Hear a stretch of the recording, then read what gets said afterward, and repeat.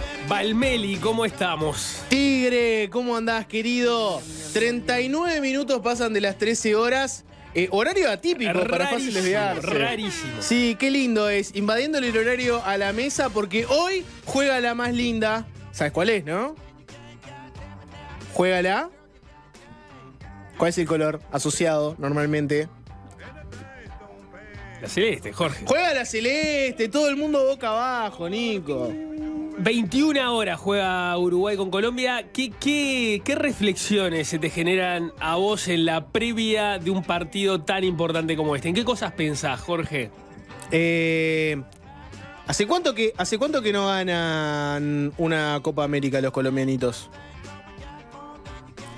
2000, No, 2000, ¿no? No. ¿Sí? ¿Chequeaste ese dato? Fines de los 90, principios de los 2000, si no me equivoco. Última Copa ¿La estuviste buscando? La ganaron en la casa de ellos. Claro, pero sí, esa fue el 99. Ayúdame. 2001. 2001. La primera y única Está. ganada Copa América por Colombia. Colombia tiene una Copa América. Una Listo, sola. está. Esto es... No quiero ser malo, Nico, pero esto es un No, trámite. bueno, pero... Es un trámite, Nico. No. La historia no define los partidos Claro. en el presente, Se Jorge. juegan, claro. Vos entendés. O sea, vos tenés el pasado, Es un trámite. tenés el presente y tenés el futuro. ¿No? Trámite. El presente, Ganamos. vos decís, Sí, ya Más está allá, liquidado. más allá de lo que pienses sobre el partido, ¿sabes que está muy mal visto que alguien Sí. se haga el crack antes de un partido difícil, obvio, ¿no? obvio. Estamos jugando un poco con eso. Y Estamos que jugando un poco con estás eso. generando que toda la audiencia te deteste, te odie. Y si pasa algo hoy, no Vas te digo perder, te digo que nos metan un gol, todos Va a nos remitir vamos a a esto, acordar sí. Va a remitir a de esto. Jorge Valmeli. no necesariamente de Acompañado Jorge, de una puteada al lado, que haga referencia a tu madre, a tu claro, hermana. van a arrancar para arriba en el árbol genealógico. Claro. Y ahí va a depender si es un gol, si son dos, Ujú. ¿no? El tipo de zozobras que pase Uruguay se va a ir hacia Que arriba. tanta familia recordaremos. Sí, Hay determinadas cosas que se pueden y determinadas cosas que no se pueden hacer en la previa de un partido de la selección, ¿no? Que claramente Pienso que... tú no la sabes. No, claro, pienso que también tenés, a ver, que un periodista deportivo, por ejemplo, mostrara imágenes claves, fundamentales, de cómo está preparando la selección y qué estrategias manejas.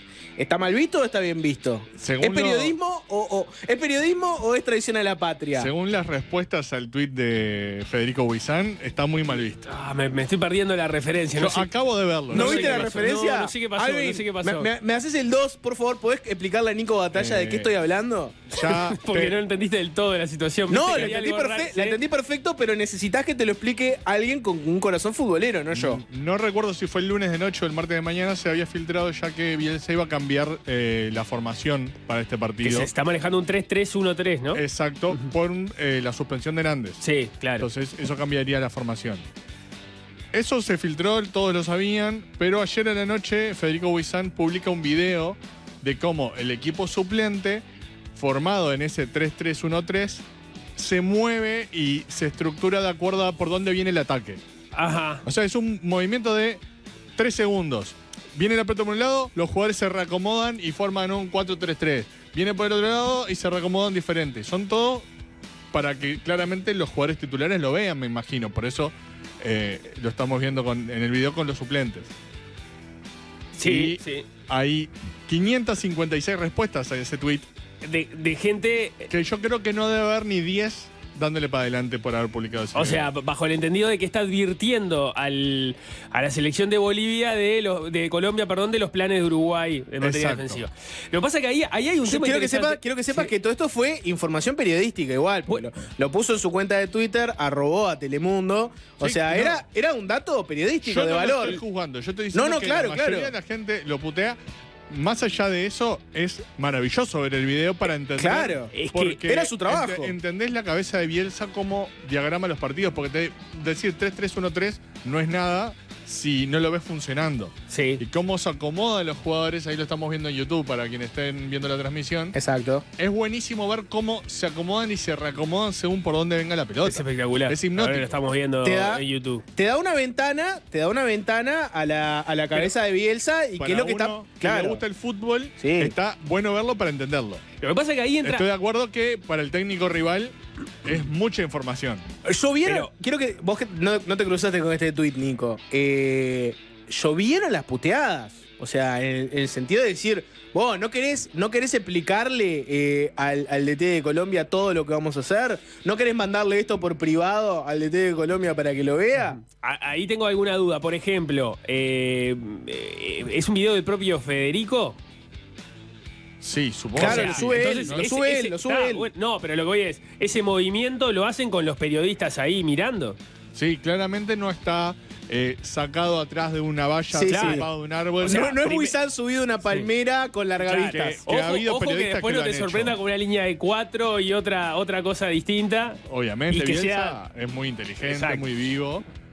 Pero ha habido periodistas que han sacado videos, sacado de arriba un árbol porque había una valla. Este no es el caso. Pero ahí quiero ir a otro punto, a ver si me siguen en esta discusión. Y es que hay un problema no con el periodismo deportivo, sino una tensión en el periodismo deportivo que se maneja de manera, o que hay una expectativa de parte de la opinión pública de que se maneje distinto a cómo debería manejarse el periodismo en general. Y es, el periodismo, para ejercerse, debería ser independiente de la mayor cantidad de intereses. Y en ese caso, a la hora de analizar el partido de Uruguay o informar sobre un partido de Uruguay, deberíamos esperar lo mismo de los periodistas. ¿Por qué deberíamos tener periodistas partidarios a la hora de manejar la información, si lo que deberíamos aspirar es a tener la mejor y mayor cantidad de información posible? Entonces, un periodista va a decir, no, yo esto no lo saco porque va a afectar a uno de los que va a jugar, en este caso la selección uruguaya por la que yo hincho. El periodista imparcial es válido cuando es entre clubes. Entre selecciones claramente Claro, no está ahí validado. está, porque después... Hay otra después, vara. Se activa otra vara para medirlo. Si lo mismo hiciera Huizán sobre Nacional, Peñarol, un cuadro X. No van a salir los hinchas de ese cuadro a protestarlo porque entenderían que no Sí. debería hacerlo, porque se entiende que la información Pero es esta es la valiosa selección y- uruguaya de fútbol, claro, Nico. Y estaría y mal depende- visto que sea partidario de un club en particular. Pero como es por la selección, y además es un tema de qué es lo que filtra. Porque si este mismo video fuera de la selección colombiana, Sería espectacular. Sí. todos lo aplaudiríamos. Obvio. Y si este video fuera filtrado por un periodista colombiano, lo aplaudirían los colombianos. O de otro país, haciendo simplemente información objetiva porque no le importa a ninguno de los dos países. Sí. Lo publica un periodista argentino, No pasaba no nada. puede decirle nada. No. Te leo algún Bueno, mensaje. Yo te- banco- quiero, banco- quiero- quiero leer algún banco mensaje a del chat de Huizán YouTube. me parece que se manejó de manera independiente. No es y está corporativismo bien. esto Está del bien. 12. En todo caso le podemos decir, Corpo. le podemos decir, no fuiste a sacar un video igual revelando los movimientos del combinado colombiano. Una Capaz que ahí crítica. faltaron las dos campanas, si querés, pero esa es la única crítica que tendría para Lo hacer. único que El hace que tema Nico ahí- quiebre la Sí. corpo es que se metan con el fútbol. Eso No, es lo único no, que hace no, que Nico. que no. Si Nico es No. Nico es corporativista, pero es más corporativista de la lado- selección que del No, periodismo. No, yo creo que está más del lado corpo que de la selección. Pero no es corporativismo. No, obviamente para poner una etiqueta a tu ética profesional, Sí. vamos a ponerle corporativismo. Para poner una etiqueta a tu ética profesional. Me Pará, siento quiero muy leer algún insultado con mensaje. eso. Quiero leer Pero- algún mensaje del pero chat de es YouTube. clarísimo mi razonamiento. Sí, ¿eh? sí. te entiendo es clarísimo. perfecto. Pero el tema, el contexto de esta situación es que Colombia no va a cambiar su estructura de juego porque le falta un jugador importante. Uruguay sí. Por eso es mucho más valioso un video de Uruguay en esta situación que un video de Colombia. Pero los intereses en juego de parte. No, de, yo solo pongo ese no- matiz.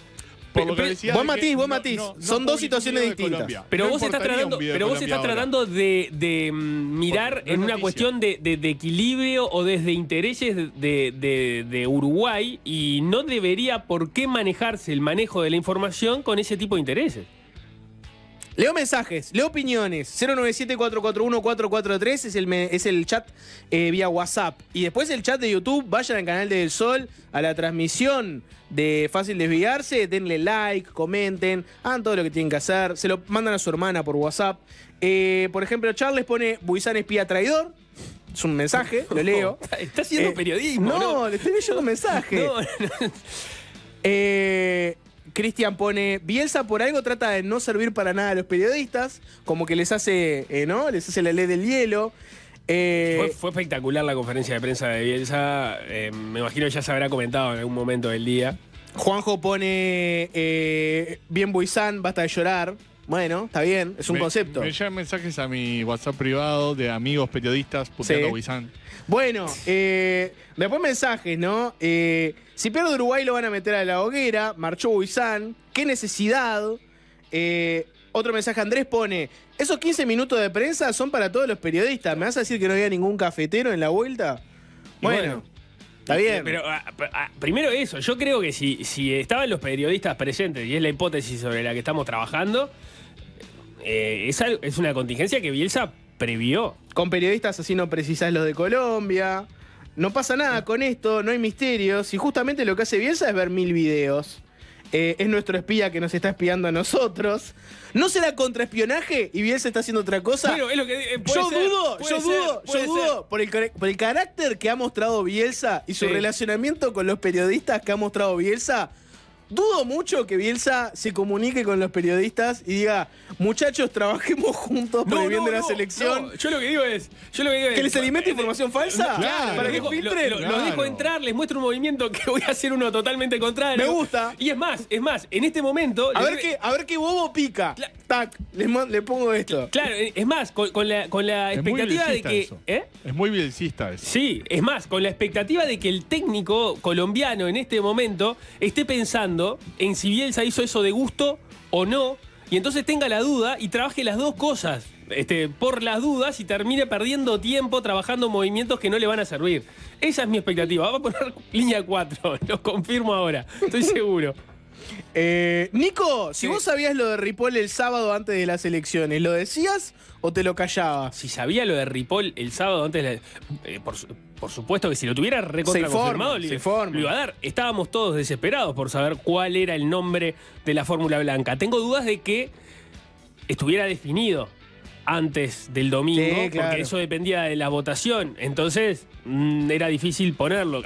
A lo sumo podías decir, bueno, tenés distintos escenarios y distintos nombres para cada escenario. Entonces, es un se quiere hacer tengo la posta y quemó la estrategia del partido. Pero además, ahí hay Ojo con los calificativos que me mandan al WhatsApp. No me hagan esto, no puedo leer todo. Estoy todas estas leyendo cosas. eltiempo.com, Sí. un diario colombiano en la sección de deportes.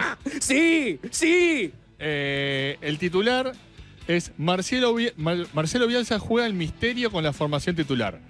No llegó la información. No, llegó sí. Porque después en el desarrollo de la nota dice, el dibujo podría cambiar y ser solo una trampa para la selección Colombia. Ya manejan en la contrainteligencia. Exacto. No saben para dónde agarrar los colombianos. Dicen, vos, pará. Lo de Buizán es posta o no nos estaríamos comiendo una operación de contrainteligencia. No saben para dónde agarrar. No saben para están perdidazos. Me encanta. Es por ahí. Es Bielsa. Jugada maestra de Bielsa. No saben por dónde agarrar. los tiene dudando en este momento. Y Sí, capaz claro. que practica más de una alternativa pensando que no se va a quedar con esto. Nico, por favor, no seas malo. Sos un crack, pero le estás cerrando feo. Perdiste muchos puntos defendiendo a tu compañero de canal. No, es ética, no es corporativismo. A ver, no me crean a mí, crean a los compañeros de los diarios de Bogotá que están justamente con esta duda. Lo dije antes de leer esos diarios.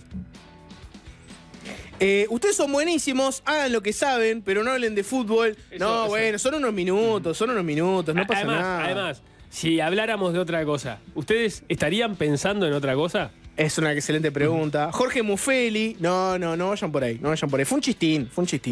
El Tigre Batalla terminó siendo un gatito mimoso cuando tocaron un colega. Sí, Nico Corpo. Me encanta la imagen del Nico corporativista que según donde labura, va al muere con cualquiera. No, pero me parece muy asombroso que esperen otra lógica de la profesión que no esperan para el resto del periodismo. O sea, si ustedes ven hablaban de la fórmula del Partido Nacional, capaz que fue hasta con Saña. con Saña. Tu camiseta. Claro, Vamos con la otra camiseta de si Nico, la del Partido Nacional. Ustedes no creo que esperen que haya periodistas que manejen la información en base a si favorece o perjudica a determinado partido. No, claro, Nico, seguro que no hay ningún periodista que maneje No, información yo no dije- según yo no si dije que no perjudica los o no a haya. cierto partido Yo no o a cierta dije- figura política. yo no es dije que obvio, no los Nico. haya. Nico, lo Pero- que estás diciendo es una obviedad. Que en Uruguay no hay un periodista que maneje información según cómo afecta eso políticamente No. a determinados partidos o figuras, sería una locura ¿Sabés lo que pensarlo. pasa, Nico? Estaba No, hablando- es estaba una locura hablando de las pensarlo y sería expectativas. peor decirlo, ¿Sabés lo que obviamente. pasa, Nico? Diferenciame las expectativas de la realidad. Yo estoy hablando de que la expectativa está en que eso no ocurra, ¿no?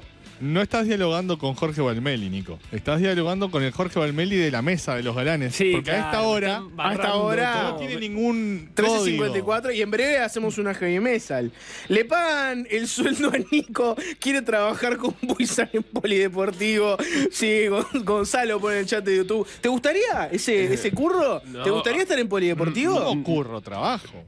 Claro. Bueno, un kiosco, llamale como quieras. ¿Te gustaría estar ahí? No podría. Los domingos de mañana, después de estar de lunes a viernes madrugando, no podría. No podrías. No. Haciendo los mandados del patrón, así te queremos, Nico. No digan esas cosas. Es claro que Bielsa, ahora me voy al WhatsApp, 097-441-443. Es claro que Bielsa les vendió pescado podrido. Hoy a las 9 hasta Ronald Araujo y Viña son titulares. Puede haber un factor de contrainteligencia. Puede haber pescado podrido. Esa es mi hipótesis. Y después lo vamos a terminar viendo hoy a las 21 horas. Contestó el que mandó el mensaje preguntándole a Nico Sí. si hubiera comunicado lo que sabía Ripoll. ¿Cómo se llama? Me interesa el dato del nombre de este ciudadano. Michelle.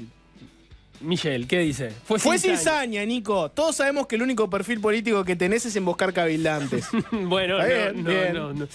no es exactamente así, Giselle, pero gracias por los comentarios. Michelle o Michelle. Michael, no sé. Esta estrategia ya la utilizó Uruguay en un mundial. Cuando estaba la prensa no le pegaban a la pelota y no daban ni dos pases. Después campeón del mundo. No sé. Eso fue en el 50, creo. Pero eso fue, no sé, en otra era. No En sé el si 50, o en el pero 30. es difícil que en el 50... No, me parece que fue para un juego olímpico. Ah, antes todavía. Bueno, no sé, en el 50 era difícil... Sí, ya Bueno, Uruguay no veníamos con jugó, mucha- no jugó los mundiales digamos, es verdad que en el 50 no tenías muchas referencias previas, pero no llegabas, no llegabas como a una selección fácil a vencer. De hecho, habías ganado el mundial que todas las competiciones previas que habías participado. Sí, en teoría Uruguay iba a defender su título. Sí.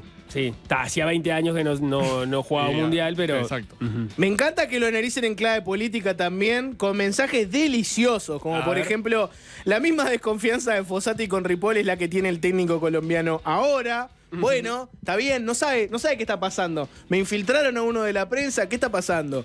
¿Vienes aplicando métodos tupamaros? Sí, puede haber algo de eso ahí. ¿Qué es esto que estamos viendo en pantalla, Nico? Debe ser Es- uno de es- los tweets más famosos de la Sí. historia de Twitter Uruguay. Cuéntenmelo. No, yo no lo conozco, Es que cuéntenmelo. yo no Mundial sé muy- 2010, creo. Yo ya lo conozco como de consumo irónico y no recuerdo el momento en el que surgió. Mundial Pero- 2010, creo, para el debut de Uruguay. El contexto no lo sabemos, pero yo supongo que fue escrito de camino al estadio en Sudáfrica con mucha ansiedad y la información caliente, que hubo muchos errores de tipeo y quedó histórico del tuit de José Mastandrea, que decía: equipo del debut, Mullera, Máximo, Lugano, Godoy Cáceres, Gargatón, Ego, Gofio, Tsunami, Cebolla, Forlán y Cabanillas. O sea, no pasó por un corrector de estilo. Estábamos hablando, Mullera era Mulera, Máximo Sí, debía claro. ser Maxi Pereira. Exacto. El Lugano, Godoy, Godín, Cáceres, Gargantón. Gargano, Ego, Gofio. debe ser Eguren. Eh, Egidio. Egidio. Egidio. Egidio, Tsunami, Cavani. Tsunami, Cavani. No, O Cavani y Estuani. Cabanillas. No, Estuani. Estuani. Estuani. Exacto. No es el Cabanillas. No es el debut de Uruguay en 2010 porque ahí jugaba Nacho González, por ejemplo, en ese cuadro. Sí, y Suárez. Y Suárez, claro. Voy a buscar a ver cuándo fue. ¿Cuándo fue? Bien. El corporativismo de los periodistas es el peor de todos y después se quejan del resto de los corporativismos. Pone ahí en el chat de WhatsApp. Sí, es verdad. Pero está pelo a pelo con el de los médicos. El corporativismo periodístico, te diría que en el ranking de corporativismos uruguayos está ahí jugando la final con el de los médicos. ¿O no? ¿Dónde lo Te he visto rankeás negar vos? el corporativismo médico muchas veces, Jorge, pero los corporativos son malos en general. ¿Pero cuáles son los corporativismos más corporativistas? Más famosos. No, famosos no, más corporativistas. Médico defiende a médico. Periodista defiende periodista. Las generalizaciones son malas, Jorge, pero Dale, el Nico. corporativismo médico y el de los periodistas son... Son dos potentísimos. Sí. Están en la final. Sí. El corporativismo del Poder Judicial, no. Son más de ringirranga. Le gusta, ¿viste? Fiscal contra fiscal, juez contra fiscal. No es tan corporativismo el mundo judicial. Tiene un factor de Los mucho jueces respeto. son corporativos. Los jueces son más Se le dice la corporativistas. corporación, de hecho, a la Suprema Corte. La corporación. Sí, lo que pasa es que el corporativismo... Sí, está bien. Lo estamos hablando para la crítica. En realidad el corporativismo lo tenés que medir para el cambio de las reglas de juego y cómo se mueve cuando te van a cambiar las reglas de juego. Y ahí hay varios más pesados. El propio sistema político. El Parlamento. Es corporativista. Bien, ¿algún mensaje más? ¿Por qué no? Las trepidantes aventuras de Cabanillas. Fossati vio ese tweet y dijo que era mucho. Es de Uruguay-Costa Rica 2014. Gargantoni, las mil historias. ¿Qué más? Este mensaje puede estar bueno.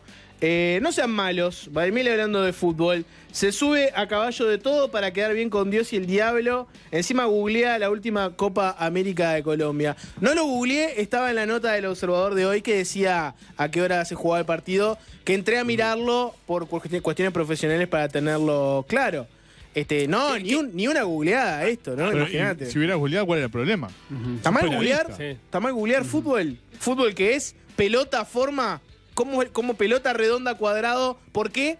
¿Está mal poner ese tipo de googleadas? Tengo una pregunta para alguien interesado en el fútbol y alguien desinteresado en el fútbol. ¿Qué prefieren? ¿Que Uruguay pierda hoy y Colombia salga campeón de la Copa América? ¿O que Uruguay gane hoy, pero Argentina salga campeón de la Copa América y entonces nos saque, digamos, del podio que estábamos o desempate quién es el ganador histórico de Copas América en la historia? Te doy la respuesta de alguien que no se interesa por el fútbol. A mí me parece que nos vendría muy bien en este momento. Nos vendría muy bien ganar. Y me parece que Argentina en este momento. El país precisa una alegría. El país precisa una alegría. Nos vendría muy bien ganar. Creo que el ánimo uruguayo va a venir muy bien. Pero hay otra cuestión que para mí supera nuestras necesidades. Porque yo soy ese tipo de uruguayo. Tal vez ustedes sean como yo, este tipo de uruguayo. Tal vez no. Tal vez sean el otro tipo de uruguayo. Pero para mí hay dos tipos de uruguayos. Está el que podría decirte todo lo positivo que sería para nosotros ganar, tener una alegría. Yo soy el que piensa, es momento de que Argentina pierda algo fuerte. Es momento que Argentina... Que se pinche la escaloneta. Es momento de que yo deje de ver determinados tweets gracias a los argentinos que te copan todo boludeando con el tema del fútbol. Es momento de que yo vea... Que te limpien Exacto, límpienme la timeline. Es momento que yo entre a redes sociales y deje de ver... es momento que yo me deje de cruzar con videos de gente con la camiseta argentina intentando hacerle chistines a sus jugadores o preguntándole a la gente bobadas. Es momento que yo deje de ver eso. Es momento que deje de ver gente dándole para adelante a la escaloneta. Es momento de que yo no me cruce más con notas de la vida de Messi, qué hizo cuando tenía 5 años y no sé qué. O sea que tu posición es egoísta. Mi posición es absoluta y totalmente egoísta. Y, Bueno, sí. y me encantaría además... O sea, mi objetivo número 1 sería que le vaya mal a Argentina. Preferiría que le fuera mal a Argentina con nosotros. Bien, con Colombia no me generaría nada. No me generaría absolutamente nada. Bien, o sea, preferís ganar hoy y perder con Argentina en la final. Y yo siento que además ellos potencialmente... Ah, no, pero entonces preferís que Colombia gane. Perder hoy y que gane Colombia. No. Yo quiero ganar hoy y quiero seguir adelante. Ah, bueno, pero no estaba las dentro de las opciones son opciones que te o propuse, perdés hoy o Jorge. perdés el domingo. Pero me estás rompiendo el juego. O sea, era facilísima la consigna. Era muy fácil para Yo que la lo pudiera tengo seguir. claro. Primero, quiero aclarar que para mí el partido de hoy es más difícil que el del domingo. Es que pierda Argentina. Para vos, el de hoy es una final. No es una final. ¿No viste el video de Bielsa en la conferencia de ayer explicando por qué la final Es la era la final. del domingo y no era Y esto es la de una hoy, semifinal. que es una Lo semifinal? vi. Se murió de literalidad. Sí. Pero yo creo que el partido de hoy es más difícil que el ¿Cómo del que se domingo. murió de literalidad? Y sí, porque te dijeron, esto es como una final anticipada. Y dijo, no, la final es el domingo, es literal. pero- Fue pero- por el simbolismo de ver si este Mira, partido ahí era no me pongo importante. corporatista, ¿no? Y lo digo antes de saber quién fue quien hizo esa pregunta por las dudas, ¿no? Repito, no sé quién hizo la pregunta. Pero la pregunta es, o sea, una final anticipada. Y bueno, si estás en una llave donde el que pierde queda afuera, lo podés ver siempre como una final. La pregunta no tiene mucho sentido. ¿Estamos de acuerdo con eso? ¿No? Para mí, la pregunta en otros contextos puede tener sentido. En el partido de hoy, no, porque para mí no podés imaginarte una final anticipada cuando Argentina todavía está en competencia. Claro, pero, o sea, venís de Si- jugar. si venís la de otra jugar semifinal era Canadá contra Guatemala, esto sí era una final anticipada. Pero si tenés a Argentina del otro Pero, lado, es una decir- burrada preguntar si es una final anticipada. Decir que es una final anticipada, para empezar, supone pensar que la final va a ser un trámite. Claro. Con lo cual, pero más allá del trámite, error, porque no Sí, se debe obvio. asegurar la victoria en ningún partido. Pero además vení de jugar contra Brasil, que no era una final anticipada, Brasil. Jugás contra Colombia, que ya terminó por encima del grupo de Brasil, o sea, pensás en un escalón más. Y después Argentina es la campeona del mundo. Está completamente equivocado esa pregunta en este contexto. En otros contextos puede tener sentido. Tenemos que ir cerrando. Pero Respondamos pará que- la pregunta de Nico concreta, que es que gane hoy Uruguay o que pierda Argentina el domingo. Y son excluyentes, no se pueden dar las cosas. Yo elegiría, No, o sea, yo soy el o tipo per- uruguayo que o Que prefiere perder que hoy pierda o perder Argentina. pierda domingo. hoy Claro. y que salga campeón Colombia. Exacto. O que gane hoy Uruguay, pero pierda con Argentina en la final. Yo estoy del bando de que prefiero que Argentina pierda, seguro. Preferís que Argentina pierda, Sí, o sea, preferís sí, que salga sí, campeón sí, Colombia, sí. aunque implique perder hoy contra Colombia. Entiendo que soy un tipo uruguayo muy especial y que además soy el uruguayo mirá que futbolero. la yo mayoría creo van a estar que de la acuerdo mayoría estamos en esa posición. ¿Vos Si- estás ahí también? Si las opciones son o perder hoy o perder el domingo, pierdo hoy. Nico, ¿vos en qué lado de la mecha estás? Yo prefiero que salga campeón Uruguay. No estaba esa opción. claro. No, Ah. prefiero que. Para Prefiero mí que es mucho- salga. Lo pasa, me dolería mucho perder contra. Prefiero perder la final con Argentina que quedar afuera con Colombia para y que mí- Colombia me deja afuera de nuevo. Para mí es mucho más digno ser tercero que segundo. No. Prefiero perder. Prefiero llegar a la final y morir trancando los dientes. En contexto general, es mucho más digno ser tercero que segundo. No. Una No. semifinal se puede perder, una final no se puede perder, señor.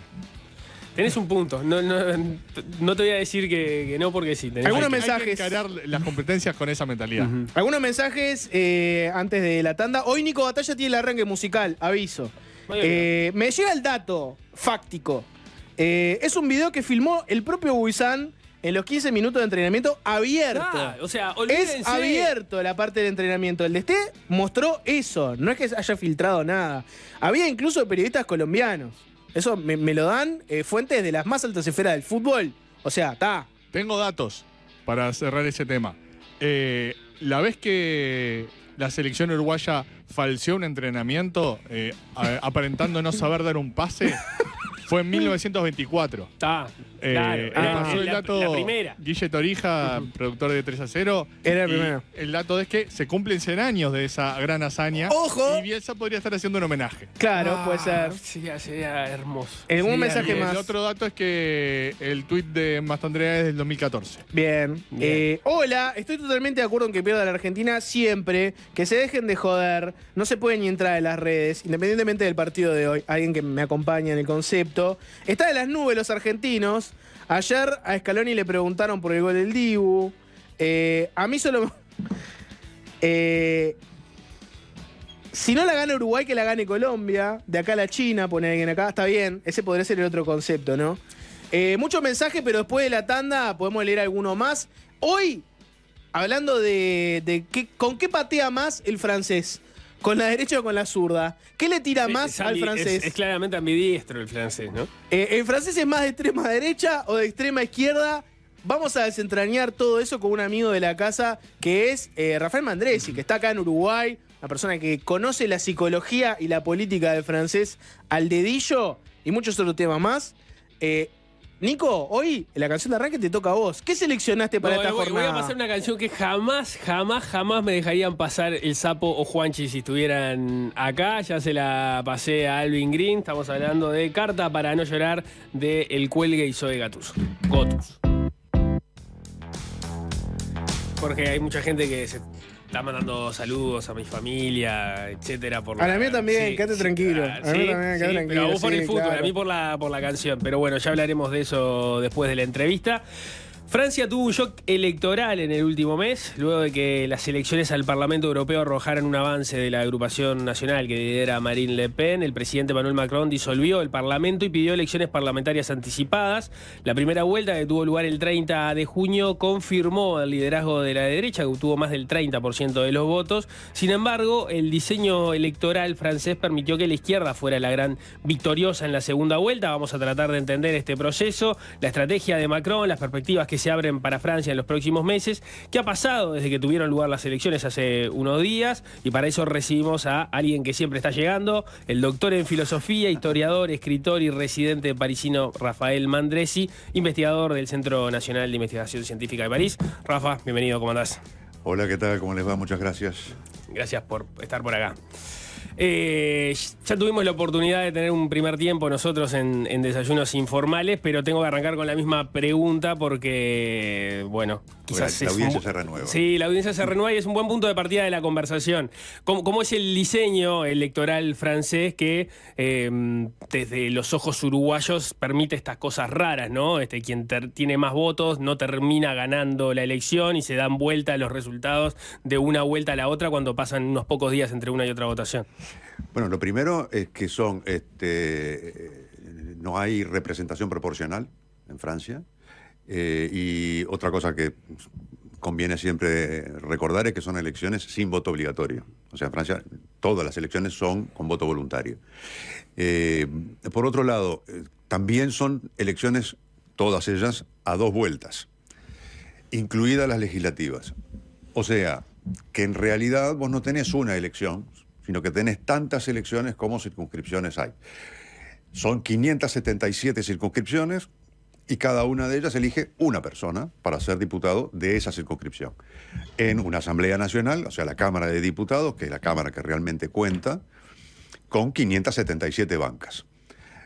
La primera vuelta va el número de candidatos que quiera presentarse, que pueda presentarse.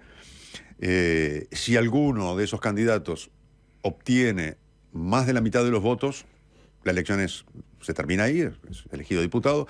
En caso contrario, pasan a una segunda vuelta, que es una semana después de la primera, los 2 primeros, y eventualmente 3, y en algunos casos puede haber incluso 4, porque para pasar a la segunda vuelta se necesita obtener el 12,5% de los inscriptos.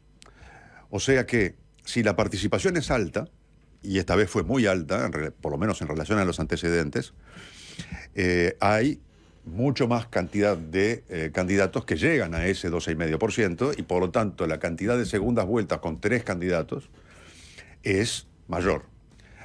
Sobre 577 de memoria, hubo unos 76. 70 y algo que resultaron electos directamente en la primera vuelta. O sea, que obtuvieron la mayoría. Exacto, que obtuvieron la mayoría en la primera vuelta, y hubo 400, alrededor de 400 y algo, de triangulares, es decir, de segundas vueltas con 3 candidatos. Y allí empiezan a funcionar mecanismos como, por ejemplo, el que se produjo esta vez, es decir, retiros de candidaturas, en este caso específico, para impedir que ganara la extrema derecha. Entonces, los candidatos de izquierda que no estaban en posición favorable en las circunscripciones donde la posibilidad de que ganara la extrema derecha era real, se retiraron.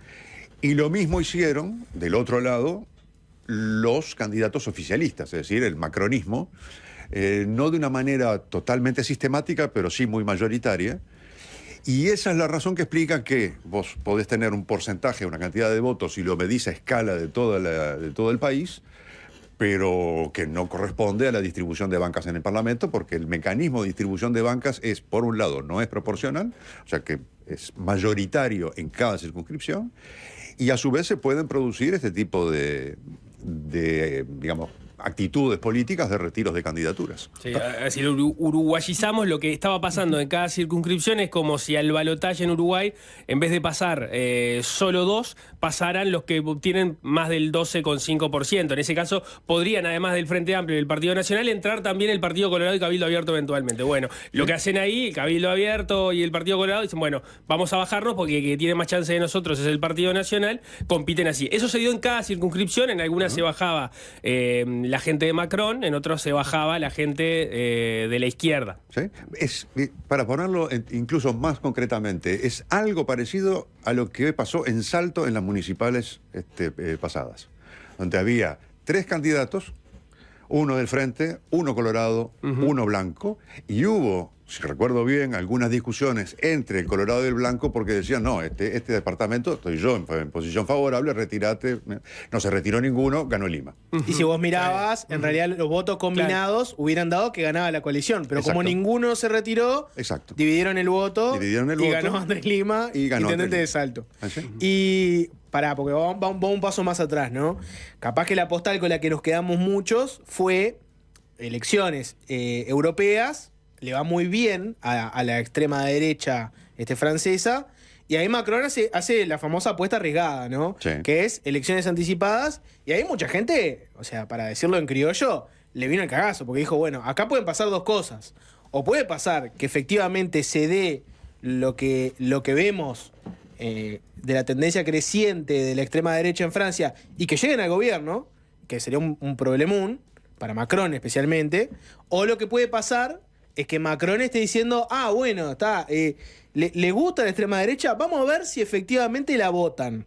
Y él, como que su apuesta fue arriesgar a ver si la gente realmente estaba dispuesta a poner a la extrema derecha en el gobierno, más allá de simplemente votarlo como un voto protesta en contra de su administración. ¿Vos pensás que fue esa la apuesta o era distinta, iba por otro lado? Se pueden hacer varias hipótesis, pero solamente eso, porque en realidad los motivos... La cabeza de Macron. Claro, hay que estar adentro de esa... No se lo deseo a nadie estar adentro de esa cabecita, pero esa es una posibilidad. La otra posibilidad es decir, bueno, presumiendo con buenas razones que la izquierda iba a ir dividida, bueno, el único obstáculo, la única barrera, el único dique para contener a la extrema derecha sigo siendo yo y mi gente, y que en esa dicotomía, como fue la que se produjo cuando ganó la primera vez la presidencia y cuando lo volvieron a elegir presidente en el 2017 y en el 2022 respectivamente, es decir, bueno, o son ellos o soy yo. Porque la izquierda no iba a contar. Si ese fue el razonamiento, lo que falló en el pronóstico fue precisamente la realidad que se produjo inmediatamente, que es que los partidos de izquierda decidieron ir juntos. Ahora, el tema de las elecciones europeas, justamente, ahí es interesante, porque esas sí son proporcionales, es representación proporcional. O sea que cada país europeo manda al Parlamento Europeo una cantidad de diputados que se eligen en una única circunscripción nacional en función del porcentaje de votos que tienen. Y allí la agrupación nacional de Marine Le Pen sacó el 31 y algo, es decir, poco menos de la tercera parte de los votos. Si repetía en las elecciones parlamentarias, dado el sistema francés, la posibilidad de que obtuviera una mayoría absoluta existía. O sea, si hubiera sido un sistema proporcional también en Francia, es el tercio de las bancas y otra cosa. Ahora, con este sistema de doble vuelta y voto mayoritario y demás, vos con un 30 y pico % podés perfectamente alcanzar más de la mitad de las bancas en el Parlamento. Pasó unos pocos días antes en Reino Unido. el Partido Laborista sacó el 30% de los votos y se llevó el 60% de las bancas de diputados. Claro, es lo que tienen ese tipo de sistemas que acá en Uruguay no los conocemos mucho y nos cuesta entenderlo a veces, pero que te llevan a ese tipo de gobiernos. También en Francia tenés un detalle que no es menor, y es que ellos tienen un presidencialismo mucho más fuerte que el nuestro. Entonces el presidente francés puede estar en situaciones donde tiene muy complicada una situación parlamentaria, y tenés el caso de Macron, por ejemplo, y su reforma jubilatoria, ¿no? Sí. Que ahí esa vía que legislativamente era muy complicado, y ahí vos ves que desplegó una serie de poderes que acá harían temblar a cualquier uruguayo si vieran que un presidente puede hacer ese tipo de cosas. Sí, el presidente francés tiene mucho poder. Es un sistema extraño porque es una especie de híbrido entre sistema parlamentario y sistema presidencialista, donde vos tenés en el resto de los países de Europa un jefe de Estado que es más o menos protocolar. Ya sea en las monarquías, como el rey de España o el rey de Inglaterra, o en repúblicas como Alemania o Italia. En el caso de Francia, no. En el caso de Francia, el presidente tiene mucho poder. Y, por ejemplo, lo que mencionabas de la reforma jubilatoria. La reforma jubilatoria sacó a millones de personas a la calle durante semanas en protesta. Y no tenía los votos en el Parlamento, porque desde 2022 el oficialismo tenía una mayoría relativa, muy amplia, pero no absoluta, o sea que no alcanzaban los votos para sacarla. Bueno, como se complicó, lo que se aplicó en ese momento es el famoso 49.3, es decir, el artículo 49, inciso 3 de la Constitución de la República, que permite al gobierno forzar al Parlamento. A veces se dice que se trata de un decreto. En realidad no es un decreto. Lo que hacen es, la ley se aprueba salvo que volteen al gobierno. Entonces, si no hay una moción de censura contra el gobierno, la ley queda aprobada. Es como el botón rojo de la bomba nuclear, ¿no? Exacto. Yo paso esto, ustedes quieren dinamitar todo el gobierno, vamos a elecciones, se cae todo. Exacto. Háganlo. Exactamente. Para dar otra idea, que no tiene nada que ver con esto, pero para dar otra idea, el artículo 16 de la Constitución francesa, que data de 1958 en su primera versión, le otorga al presidente la facultad de declarar el estado de urgencia, por sí ante sí, lo cual le da plenos poderes, sin plazo. Y no tiene por qué justificarlo hasta 30 días después, frente al Parlamento, no yendo él al Parlamento, porque el presidente de Francia tiene prohibido entrar al Parlamento, constitucionalmente, pero sí comunicando las razones. Ahora, el Parlamento puede decidir que no son buenas razones y no cambia nada, el presidente sigue adelante. O sea, ese tipo de atribuciones son muy pesadas. Esto último del artículo 16 se puso en práctica únicamente 2 veces en la historia, ¿no? Durante la guerra de Argelia. O sea, son cosas bastante excepcionales, pero existe. Para dar una idea de lo que es el poder presidencial. Y de hecho, el presidente, sea cual sea el resultado de las elecciones legislativas, no tiene por qué sacar ninguna conclusión respecto de sí mismo y decidir renuncia. Macron va a estar ahí hasta 2027, pase lo que pase. Me quedaba la duda, vos decías que era una jugada de riesgo la que había hecho Macron, porque eventualmente la agrupación nacional podía terminar quedando en mayoría. Me quedó la duda de por qué, entiendo la lógica, pero daba por cómo se venía comportando el electorado, más allá del crecimiento que venía teniendo esta derecha, daba la impresión de que cordón sanitario o el acuerdo republicano, no sé si hay quiere decir una cosa distinta una o la otra, o los usase específicamente como sinónimos. Bueno, pero venía funcionando, Francia lo venía aplicando, por eso había ganado Macron. Sí, con cada vez, con efectividad cada vez menor. O sea, recordemos el año 2002. El año 2002 fue la primera vez que la extrema derecha, con el viejo Le Pen, Jean-Marie Le Pen, pasó a la segunda vuelta.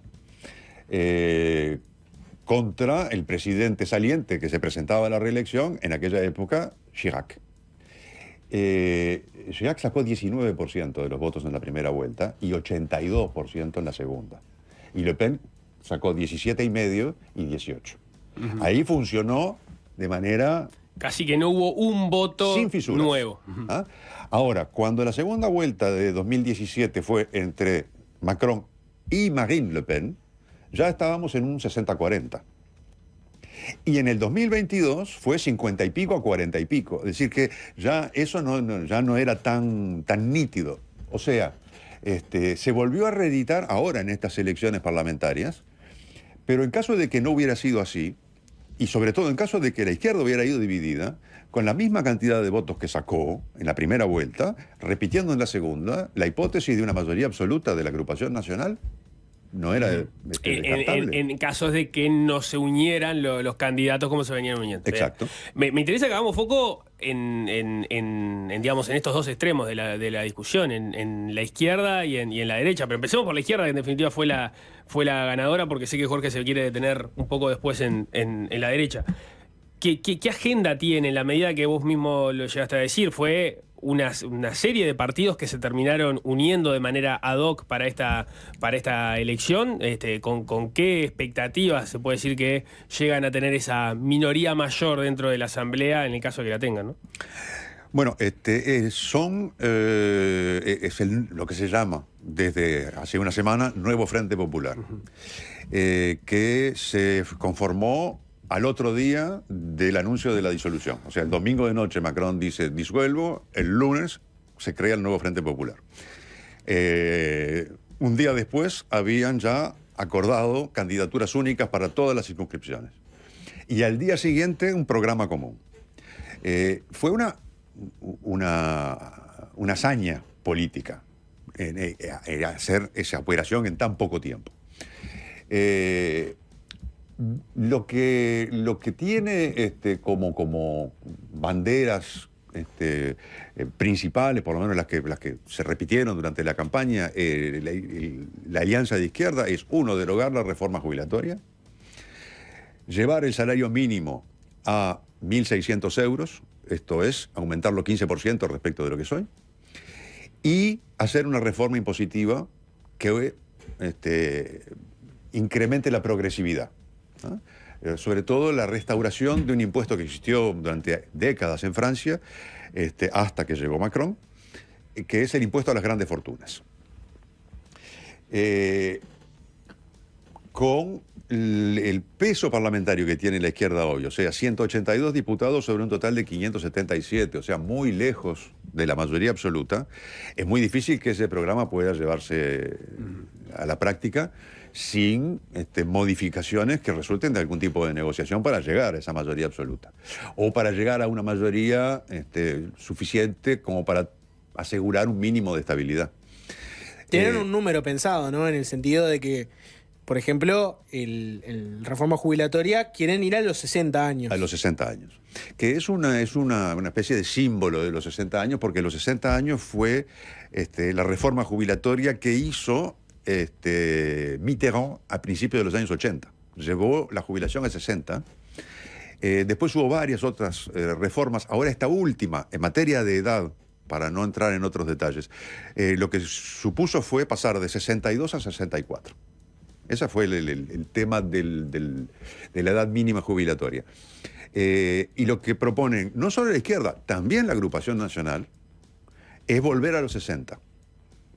Ahora, hubo una cosa un poco chapucera, porque en uno de los debates de la campaña le preguntaron al principal candidato y candidato a primer ministro en caso de haber ganado de la agrupación nacional cómo era este tema de la reforma jubilatoria que ellos pretendían. Y entonces empezó a aclarar, y cuando aclara ocurrece. Y al final terminó diciendo, no, pero nosotros decimos 60 años para el que empezó a trabajar a los 18 y un año más correlativamente a partir de la edad en que se empieza a trabajar. Entonces el periodista dice, pero entonces el que empieza a trabajar a los 24 años se jubila a los 66. Sí, claro. Es peor que la que hay. O sea, había ahí una desinteligencia. Digamos una desinteligencia, sí. Pero lo que pasa es que, claro, entre otras cosas, los partidos de oposición van con los principales asuntos que hacen que el gobierno sea impopular. Y la reforma jubilatoria es uno de ellos. Muy, muy pesado, no solamente por el contenido, sino por la manera de hacerla aprobar, que era la que hablábamos hace un rato, o sea, prácticamente a forceps. ¿ah? O sea que no solamente no nos gusta, sino que además nos la imponen. Bueno, y lo de las grandes fortunas, pienso que choca con un discurso que ha tenido Macron de que Francia pase a ser como una especie de país donde se creen nuevas empresas de startups. Lo que buscaba, de cierta forma, era decirle a la clase emprendedora, vengan a Francia, que acá los vamos a cuidar, empiecen a traer sus empresas acá, y los que están diseñando empresas nuevas tecnológicas, miren que acá en Francia van a tener un buen lugar. Ahora, un impuesto a las grandes fortunas va un poco en contra de todo ese plan de Macron. Sí, ahora, todo depende también de a partir de cuánta fortuna se considera que una fortuna es grande. Eso también hay que pasar el peine fino a ver cuánto es, porque entre otras, además de eso, entre otras medidas impositivas de lo que se trataba, según de lo que está en el programa de la Unión de la Izquierda, es revisar todo el tema de las exoneraciones, por ejemplo, a empresas. Es decir, porque según dicen acá, el problema es que las exoneraciones mayores las tienen las empresas gigantes, multinacionales, etcétera, y las pequeñas y medianas empresas tienen menos exoneraciones o ninguna. Entonces, no es que nosotros estemos contra el emprendedurismo de las empresas, sino que lo que queremos es favorecer a aquellas empresas que sí necesitan ayuda, y no los gigantes que claramente, según se dice, no precisan esos subsidios o esas exoneraciones para cerrar la caja. ¿En qué situación política está Francia hoy, a 3, 4 días de la elección? Porque a priori uno podría decir, bueno, no es tan distinta en la medida que no había nadie que tuviera una mayoría por sí y ante sí. Renunció luego de la elección el primer ministro. Macron le pidió que se quedara unos días más y ahora está la discusión en la izquierda a ver de quién sería el primer ministro. ¿En qué está eso? Bueno, está en negociaciones permanentes en todos lados, porque por un lado, del lado de la izquierda se dice, la tradición indica que el primer ministro tiene que salir de filas de la bancada más importante. Y por lo tanto vamos a proponer un nombre. Y están negociando hacia adentro para ver qué nombre pueden llegar a proponer, dicen, en el correr de la semana. Todavía no hay humo blanco. Del otro lado, está empezando a conocerse una negociación entre el macronismo y la derecha tradicional, que quedó muy disminuida, quedó con 40 y pico de bancas. Que, digamos, no es la derecha de Le Pen. No es la derecha de Le Pen, es el viejo partido golista que en buena medida se lo fagocitó el macronismo, por eso que quedó reducido a poca cosa. Era lo que era el Sarkozy, por ejemplo, fue un presidente. Claro, exacto, sí. Chirac, Sarkozy, y se perfilaría o podría estar perfilándose una alianza de ese tipo que hace que, si se suman todos los diputados del oficialismo más los de la derecha tradicional, tendrían mayor cantidad de diputados que la alianza de izquierda. Entonces allí pasarían a ser ellos los que tendrían legitimidad para proponer un nombre. Pero por el momento las cosas están en eso y seguramente va a durar varios días más antes de que haya algún indicio más o menos claro de por dónde puede ir. Eso quiere decir que la lectura de la victoria de la izquierda quizás fue un poco apresurada el domingo.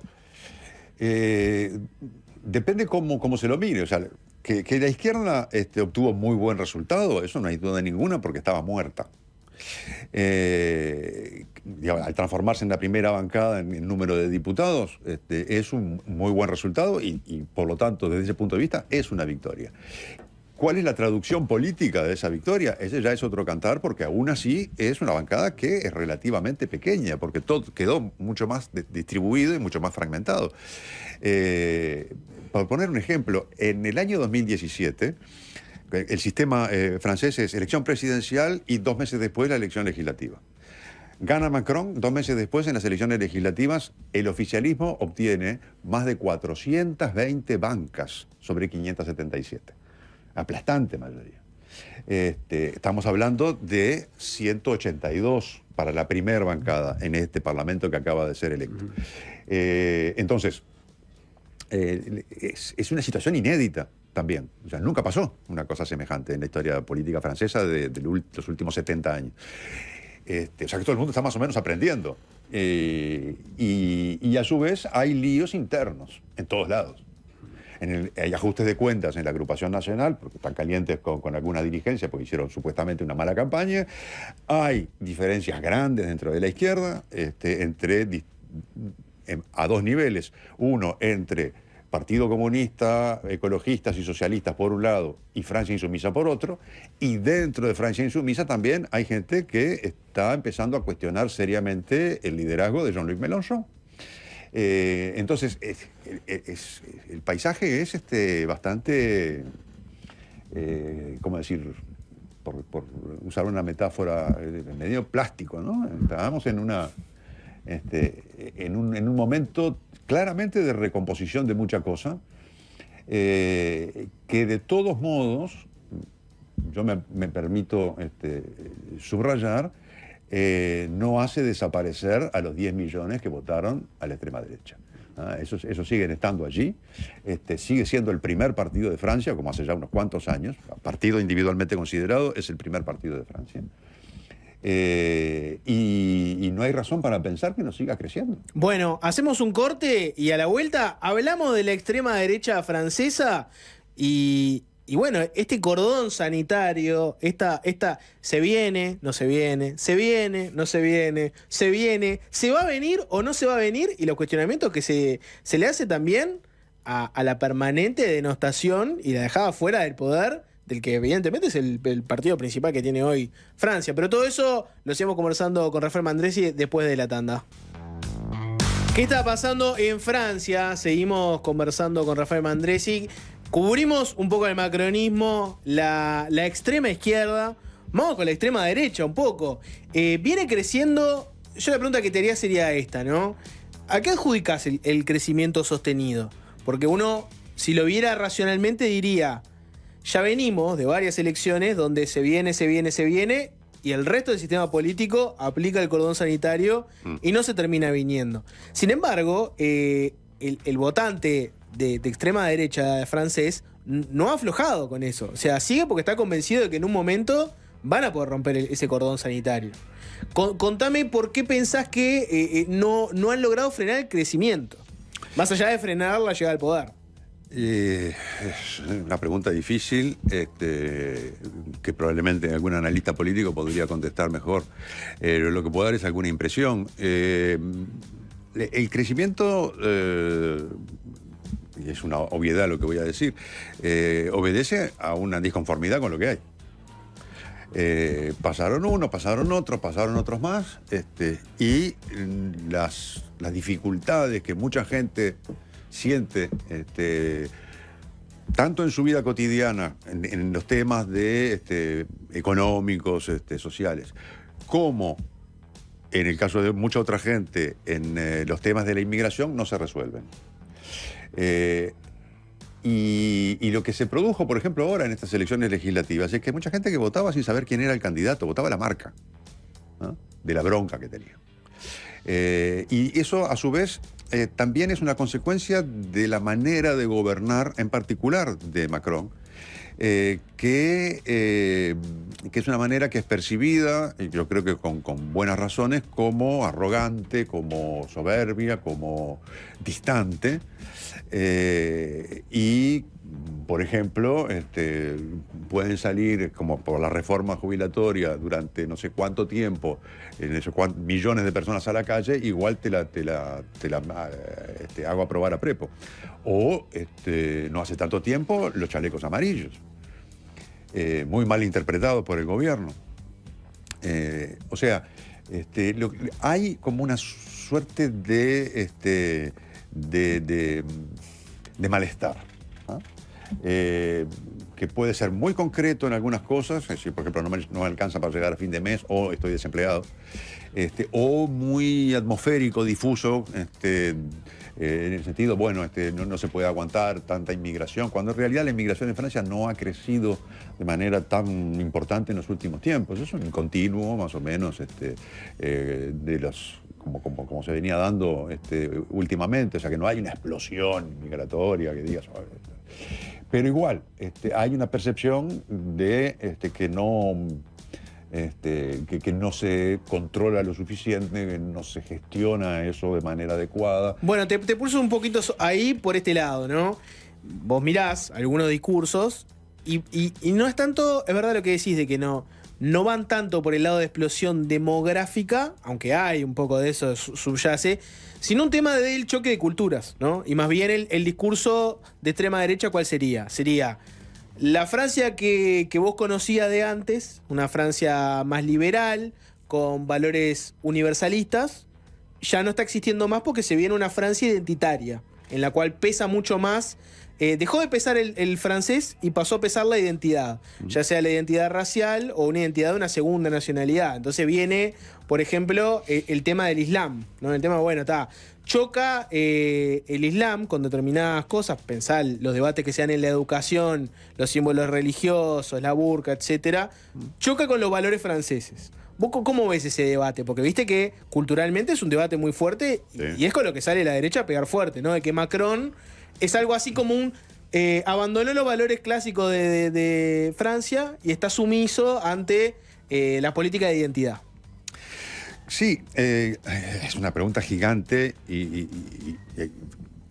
apasionante, pero lo primero para decir es que esa acusación al macronismo es una acusación equivocada, porque los gobiernos bajo la presidencia de Macron no han hecho más que endurecer la política migratoria.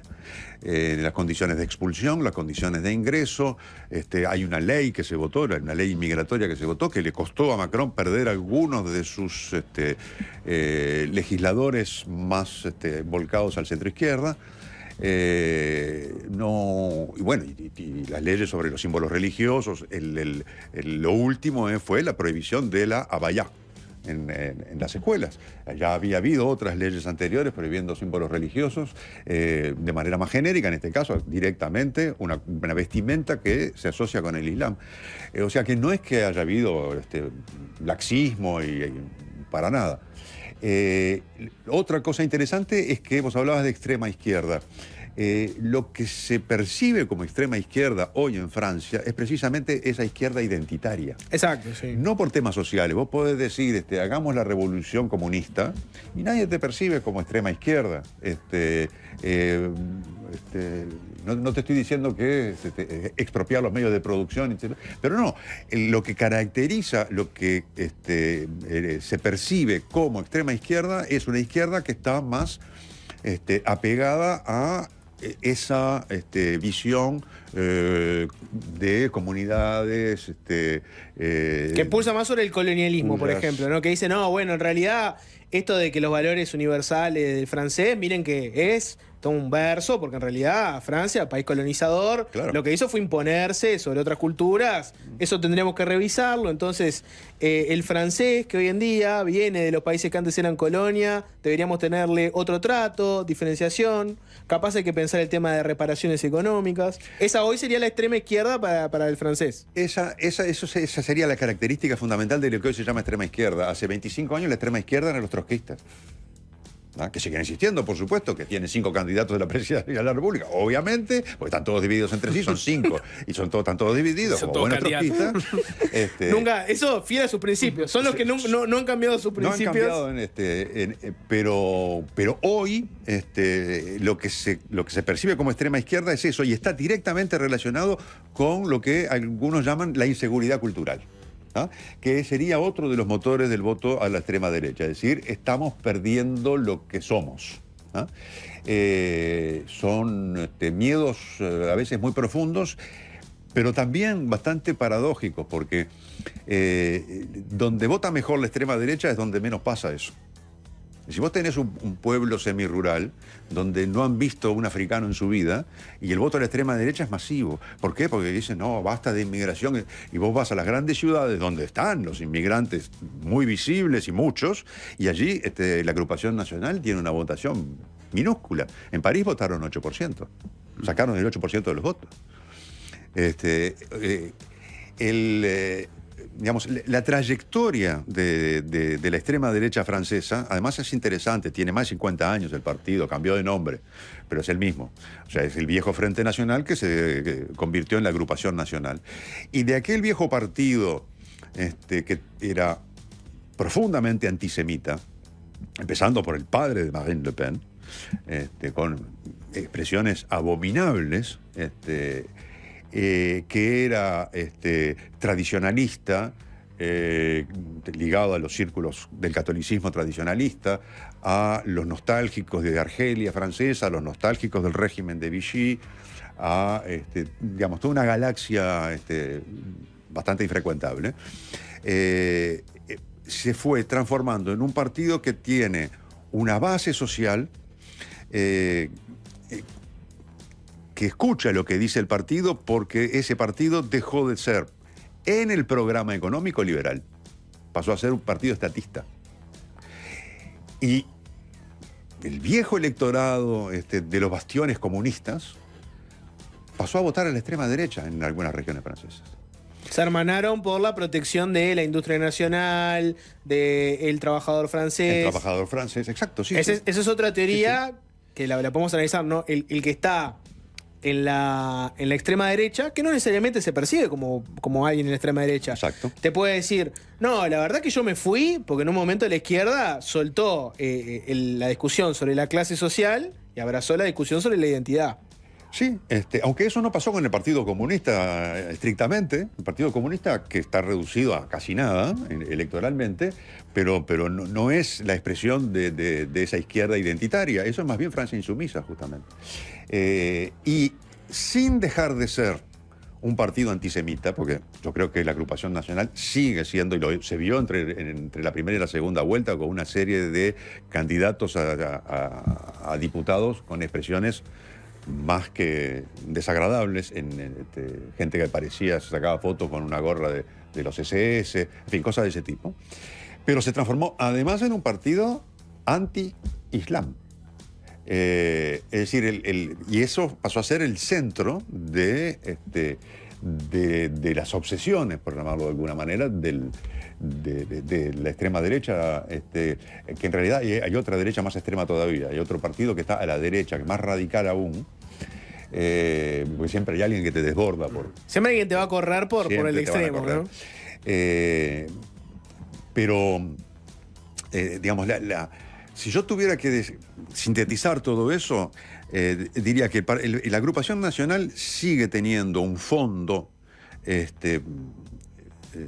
digamos, una superficie xenófoba, eso está clarísimo, por toda una serie de medidas que están en el programa, y un fondo racista. Porque la xenofobia no es contra todos los extranjeros por igual. Hay algunos extranjeros que hay que sacarlos a patadas, hay otros que los podemos tolerar. Si viene un belga a vivir a Francia, si viene un suizo a vivir a Francia, nadie le va a decir fuera de acá. Sí, o incluso si va un uruguayo, eso espero.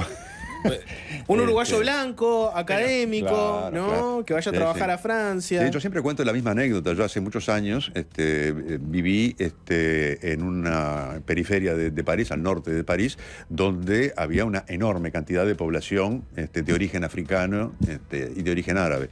Y yo tenía amigos, en particular africanos, que la policía les controlaba los documentos de identidad 2 o 3 veces por día. Yo le digo, pero loco, ¿cómo puede ser que vos te controlen todo el tiempo? Y a mí nunca.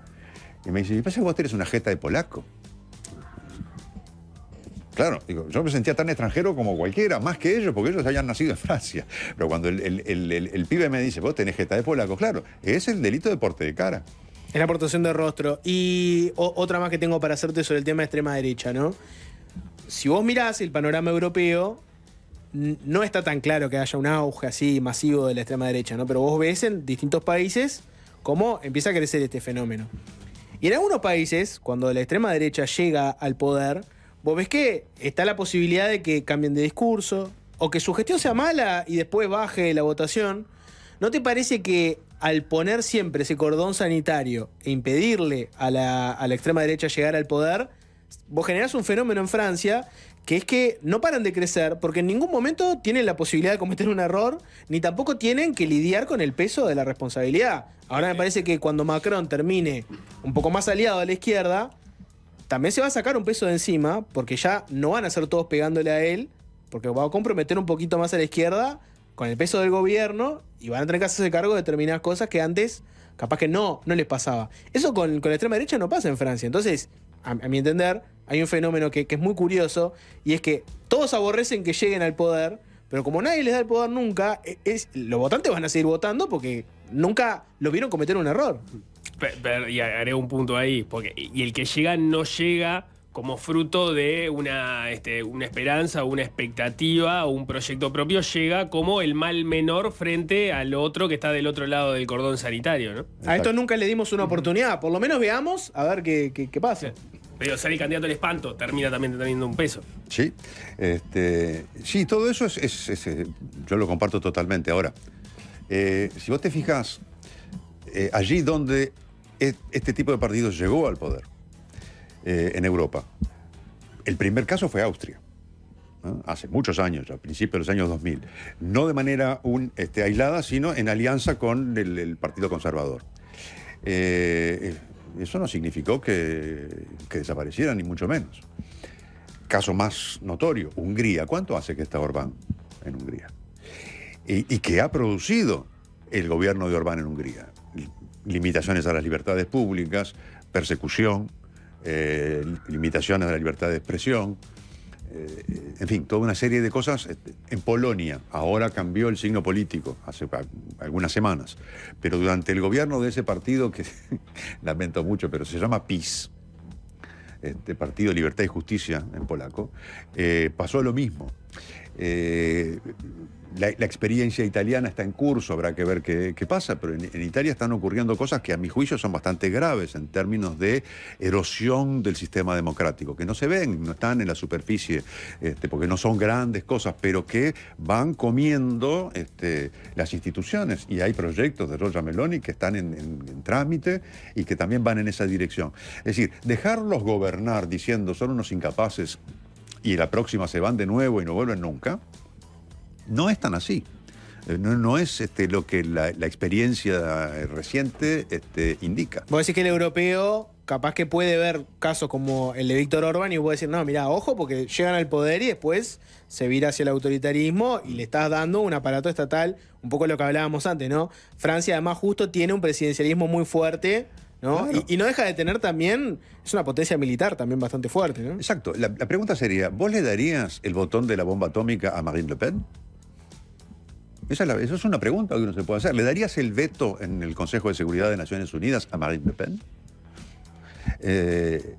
Otro ejemplo que te puede decir que no tiene nada que ver. Lo tuvo Trump, ¿no? ¿Cómo? Lo tuvo Trump. Lo tuvo Trump, sí, por supuesto. Y no pasó nada. Estamos de acuerdo. Pero en fin, digo, de hecho... Sí, como que la apuesta con Francia siempre va a ser un paso superior a la apuesta que va a hacer en Hungría, ponele. Exactamente. Hungría es un país de 10 millones de habitantes, que es un país europeo muy respetable, pero que evidentemente no es Francia ni es Alemania, ¿no? Y en el caso de Francia, además, con esas características de miembro permanente del Consejo de Seguridad de Naciones Unidas y potencia nuclear. Pero otro caso, que se puede pensar que no tiene mucho que ver o que no tiene nada que ver y en realidad se puede trabajar como analogía. Turquía. En Turquía hay elecciones, ¿no? Para elegir presidente, para elegir primer ministro, para elegir parlamento. ¿Qué ha pasado en Turquía bajo la era Erdogan, que llegó y no se fue nunca? ¿No? Ha ido, evidentemente, y yo estuve hace muy poco y me resultó muy llamativo y bastante desagradable, en algunos sentidos, ha ido transformándose en un estado policíaco, ¿no? Entonces, está bien, no los probamos nunca, vamos a probar a ver qué da. Es una apuesta, ¿por qué no? Y yo creo que hay mucha gente que piensa de ese modo. Pero dejando de lado la propuesta de Jorge de probar con este tipo de derechas... Me están adjudicando algo que yo nunca dije, que fue al aire decir, probemos, porque en realidad... yo no te lo adjudico. Se entendió muy Rafael claro, es un caballero, vos me estás adjudicando algo que yo no dije al aire, Nico. La pregunta es, ¿cuáles son las dinámicas políticas que lograrían parar, hablando del caso de Francia, a la extrema derecha sin que llegue al poder, en base al diseño institucional que tiene y los movimientos políticos que ha tenido? Pero ahora pienso, por ejemplo, ahora tenés una experiencia sui generis desde la izquierda unida, llegando, hay que ver cómo termina dirimiéndose eso, y hay que ver cómo funciona esa experiencia y si daría o no un cambio en ese sentido, pero bueno, ¿cómo sucedería eso? Sí, yo incluso, pero para el tema de la izquierda que llega al gobierno, yo eso... Sí, cauto porque hay que ver cómo se termina. Yo pago por ver. Pero hay una expresión que usó Marine Le Pen en la noche misma de las elecciones, que dijo, palabras más, palabras menos, la marea sube. No llegó todavía a la altura suficiente, pero va a seguir subiendo. Yo creo que resume muy bien la situación. Y es muy difícil decir qué es lo que puede torcer ese movimiento de fondo, porque, insisto, no solamente la extrema derecha, desde su creación, el Frente Nacional, hasta hoy, a lo largo de 50 años, no ha parado de crecer. Hubo una sola excepción que fue el único que le sacó votos realmente de manera significativa, fue Sarkozy, en la elección de 2007. Ahí sí, lo dividió a la mitad. Pero fuera de ese momento, la curva es ascendente. Y no solamente es ascendente, sino que ese crecimiento se acelera. Entonces, es como cuando vos venís con un transatlántico. Es muy difícil que doble a 90 grados. La curva de transatlántico se pega eventualmente de manera lenta. Entonces, yo no estoy diciendo con esto que sea inexorable que la agrupación nacional llegue a ganar en Francia. Y eso va a depender de todas maneras mucho más, me parece, de los resultados de la elección presidencial de 2027 que de elecciones legislativas.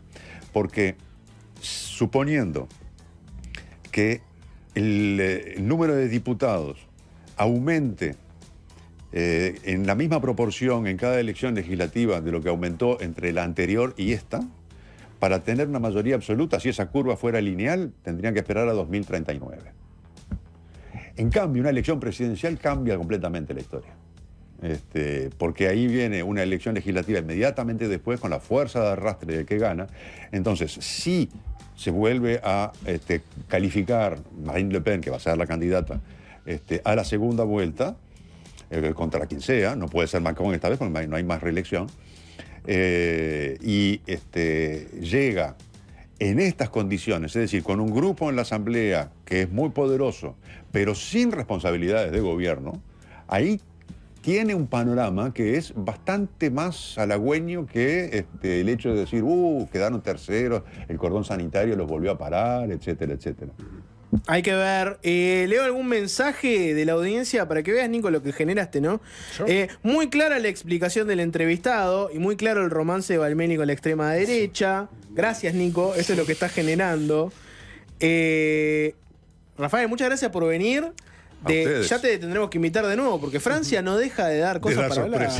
Sí, claro. A la vuelta vamos a conversar de muchas cosas, como por ejemplo, vuelve Bustillo a la Cancillería, no como canciller, pero haciendo qué, lo vamos a conversar después. Subía, salió a decir que ahora los colorados van por el voto de derecha, ahora que tienen a la infiltrada Valeria Ripoll en la fórmula nacionalista.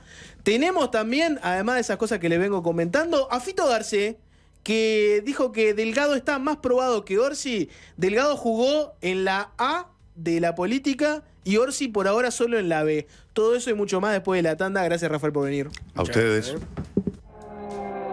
Es fácil desviarse. Lo gritaba el Tano Pazman. Estamos en la B. Estamos en la B. ¿Existe en política, como en el fútbol, una A y una B? ¿Existe una primera y una segunda categoría? Hoy, y esto me lo señaló César Yacosa, nuestro Switcher Master, tiene mucha razón, él trabaja codo a codo con ese equipo, chupamos mucha agenda de La Pecera, el programa de Azul FM, del periodista Ignacio Álvarez, donde estuvo Fito Garcés, el politólogo, usted ya lo conoce, no le tengo que hacer ninguna intro de quién es Fito Garcés. Fito Garcés estuvo invitado en el programa de Nacho Álvarez, hablaron de muchos temas, hablaron de la fórmula de Partido Nacional, hermoso contrapunto, donde Fito Garcés dijo todas las cosas negativas por las cuales le parecía que la fórmula Delgado-Ripoll era muchísimo peor que una fórmula Delgado-Raffo, y Nacho Álvarez haciéndole el contrapunto. Pero lo que nos interesa es este recortecito, lo pueden encontrar en las redes de La Pecera, porque Fito Garcés se explaya sobre un concepto, y es que en la política uruguaya existe una A y una B, y ahora en campaña hay políticos, hay candidatos que jugaron en la A y otros que solamente jugaron en la B.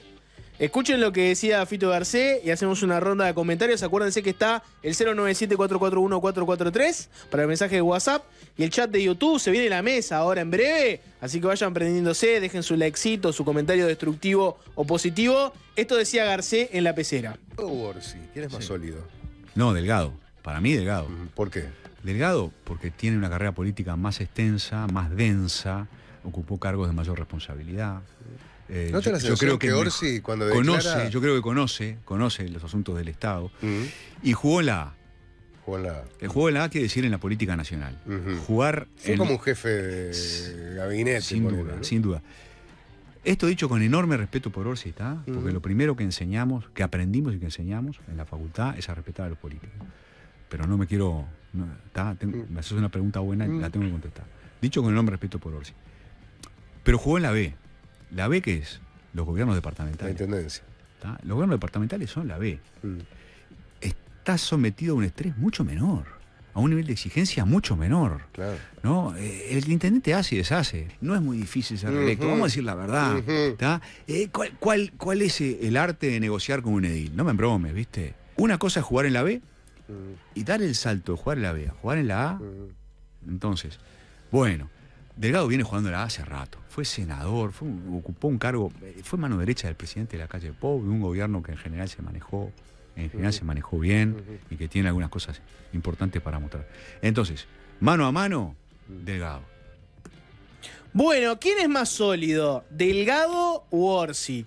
Y la respuesta de Fito Garcés es, nosotros en ciencias políticas enseñamos que hay que respetar a todos los políticos, pero yo pienso que, y ahí arranca la explicación, y la explicación es que existe una A y una B, y Delgado jugó en la A porque era secretario de presidencia, conoce más el Estado, tuvo que negociar otras cosas, y según Fito Garcés, Orsi jugó en la B nomás. ¿Cuál es el arte de negociar con un edil? Pregunta Fito Garcés. ¿Qué pensamos de este tema? De si existe una A y si existe una B, Bueno, y si efectivamente Delgado y Orsi funcionan así. Ahí son dos discusiones diferentes, ¿no? Si uno es más sólido que el otro, una discusión en la que obviamente yo por lo pronto no voy a entrar. ¿No tenés una opinión? Si yo sobre te pregunto, cuál es más sólido. Si yo te pregunto quién es más sólido, Delgado o Orsi, no tenés una respuesta clara a eso. ¿Cuál es más sólido? No.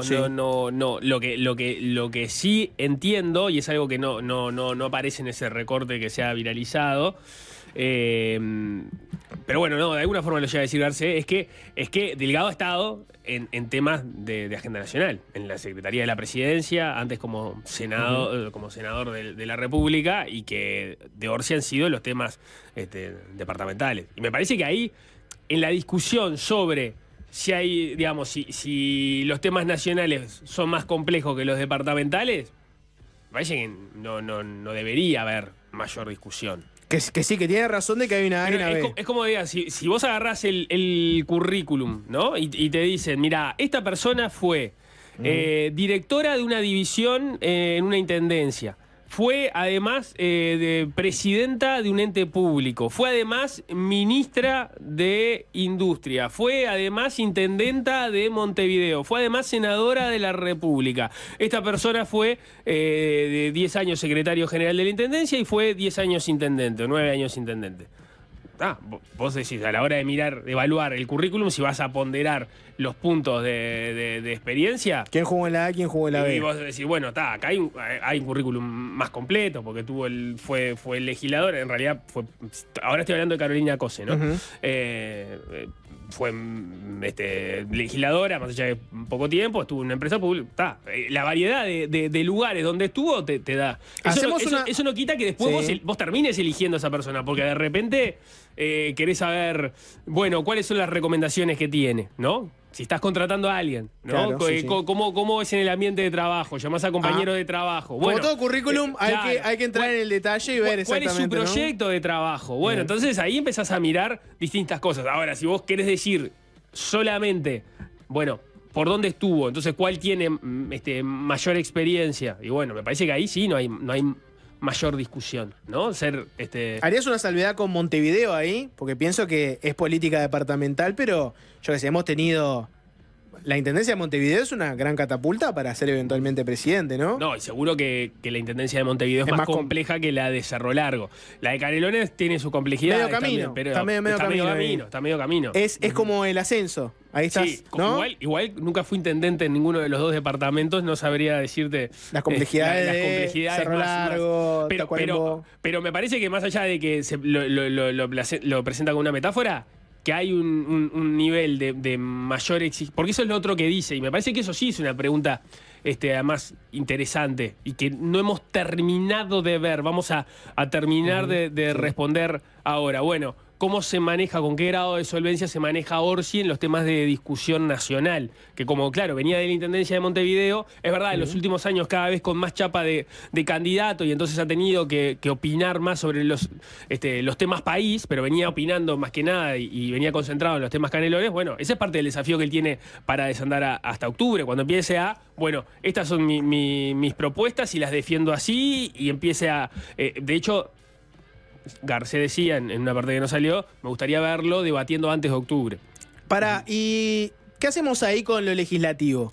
Porque lo legislativo es nacional, pero yo te podía preguntar, ¿no? El caso de Mujica tiene una salvedad de que fue ministro de Ganadería, ¿no? Pero Mujica tiene una historia, más que nada en el legislativo. La calle Pou, él tiene una historia netamente legislativa, no había gestionado absolutamente nada. Y yo creo que Fito Garcés entiende que fue un buen presidente. Entonces... ¿lo legislativo qué sería ahí? ¿Es jugar en la A también o no? Pero por eso, no me pongas a Mujica de ejemplo, poneme a... Te pongo a la calle Pou. No, pongamos a Daniel Martínez, el balotaje, el último balotaje. ¿Era un clase A, Daniel Martínez? Tenías a Daniel Martínez, que tenía historia como sindicalista, que tenía historia como senador de la República, que tenía historia como presidente de un ente público, como ministro de Industria, como intendente de Montevideo, frente a alguien que... exclusivamente había tenido experiencia parlamentaria. Solo en su vida había sido diputado y senador. Bueno, está. Ahí tenés un clase A y un clase C. Que había jugado con una complejidad y con una variedad de roles muchísimo más relevante que la que había tenido la calle Pou, que más allá de que ser senador de la República te obliga a estar en temas nacionales, ser justamente un legislador te permite entrar y salir de los temas con muchísimo menos estrés que lo que te implica estar al frente o de una empresa, o de un ministerio, de una intendencia, digamos, si cuando pasas por muchos lugares, ¿no? Me encantaría saber algo de fútbol para poder elaborar esta metáfora que quiero elaborar ahora, pero como no lo sé, no va a quedar muy bien. Ayúdenme ustedes dos, ¿no? También hay un tema, y es, vos podés tener una persona que, entre comillas, jugó en la A, y que no necesariamente sea mejor que una persona que, entre comillas, jugó en la B. Y voy a esto, ¿no? Por ejemplo, Delgado, seguimos con la analogía de Fito Garcés, ¿no? Dice, Delgado jugó en la A, ¿no? Es más sólido porque jugó en la A. ¿Cómo jugó en la A? ¿Y cuánta solidez mostró en la A? Por ejemplo, Delgado en su faceta como secretario de presidencia, ¿no? Podemos agarrar y decir, anduvo muy bien con el tema de la pandemia y el plan de vacunación. ¿Fue todo Delgado? ¿Tuvo asistencia? ¿Qué hizo ahí Delgado? ¿Fue él el que hizo los goles? ¿Lo hizo otro? Él en realidad, ¿qué jugó ahí? Esa es una pregunta, ¿no? Después, todas las cosas que pasaron por Torre Ejecutiva, donde él era secretario de presidencia. Por ejemplo, ¿tuvo algún tipo de rol vinculado al caso Esteciano? ¿Tuvo algún tipo de rol vinculado al pasaporte de Marcet? ¿Tuvo algún tipo de rol con... los casos de clientelismo del Salto Grande, que eran de un intendente de la misma lista que él? Él tenía algún tipo de rol. Cada vez que había un quilombo importante, ¿él se quedaba fuera de todo y no tenía nada que ver? ¿O intentó meterse, intentó solucionar, intentó hacer algo vinculado a la gestión pública para que todos esos problemas encontraran una buena solución? O sea, ¿se iba cada vez que había un quilombo y no tiene nada que ver? ¿O se intentó meter en algún momento para buscar soluciones? Hasta el día de hoy no le hemos preguntado mucho eso y no se sabe mucho qué cosa hubiera hecho en cada una de esas situaciones o qué hizo efectivamente. Yo creo que simplemente haber estado en la A no significa que vos seas un jugador sólido, porque quiero ver qué es lo que hiciste en la A. ¿Qué estabas haciendo cuando pasaron las cosas buenas y qué estabas haciendo cuando pasaron las cosas malas? ¿Cómo evitaste lo malo, si es que intentaste evitarlo? ¿Y cómo vos participaste de las cosas buenas? Me encantaría poder elaborarlo en un término futbolístico, pero no puedo. No puedo. Lo elaboraste bastante bien, pero Sí. ya que me convocaste, yo solo quiero aportar desde un punto de vista futbolístico, Sí. que creo que la analogía está mal en decir A y B. Porque hay mucha diferencia entre la A y la B, y no creo que haya tanta diferencia entre lo nacional y una intendencia grande como Canelones. Capaz que sería jugar en un grande y jugar en Wanderers. Ujú. También hay que ver en dónde jugás en la A, porque, Y- por ejemplo, prosecretario No, de bueno, presidencia. Claro. Está jugando en Sos la parte de A. un equipo. Prosecretario de presidencia, mata intendente de Canelones. Secretario en este caso. No, estoy pensando en otro rol, para tirarte algo, ¿no? Que capaz que tiene un rol distinto el prosecretario, ¿no? Pero está en la A, porque está en torre ejecutiva. Prosecretario, haber sido prosecretario de presidencia, mata a un intendente de Canelones que está en la B. Para mí no. Delgado, la analogía era un volante de Nacional de Peñarol, Sí, claro. parte de un equipo, Sí. no era la estrella, y Orsi era el 9 capitán de Wanderers. Lo que pasa que ahí. Un Wander que quedó tercero o cuarto en el campeonato. Un Wander bien, pero no un equipo pesado. Está bien. No, puede haber tengo porque confusiones llevamos con al tu- lugar no tengo algo ahí. confusiones con tu analogía. Yo creo que en cualquiera de los dos casos, sea en Wander, sea en la B, o sea en Nacional o en la A en genérico, estamos hablando de dos jugadores que fueron relevantes en sus respectivos clubes. No es uno del montón. Porque No, por claro. algo llegan a la instancia en la que están, ¿no? Si seguimos forzando la metáfora. La Está- metáfora está, el forzada es Delgado era el segundo capitán del Claro, equipo. el segundo capitán del equipo. Exacto. Bueno, exacto. hay otro tema que podremos incorporar ahí, cortito, porque tenemos que hacer una pausa, ¿no? Después es el tema de qué rol te da tu equipo, ¿no? Y si te están desperdiciando o no.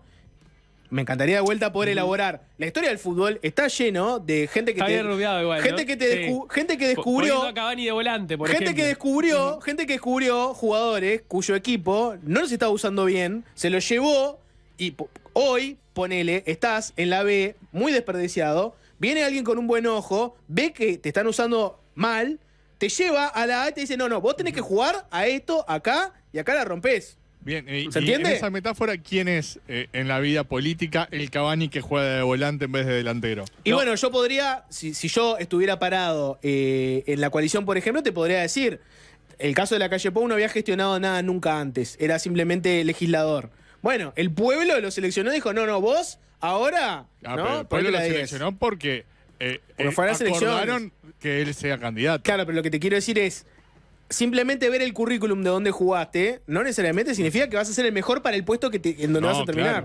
claro. Claro, de todas formas, también en relación a lo que decía Garcé, él no dijo que Delgado tenía que ser el presidente por eso. De hecho, el análisis venía de antes, él había hablado en la entrevista con Ignacio Álvarez de que el favoritismo que él entendía que podía tener la coalición la había perdido con la elección de la fórmula, que la elección de la fórmula era una oportunidad por parte del Partido Nacional, de Delgado, de demostrar liderazgo y que de alguna forma no necesariamente lo había hecho bien, y que además entendía que los ciudadanos quieren gobiernos decentes y que los escándalos que había habido en el entorno del poder ejecutivo habían horadado esa imagen.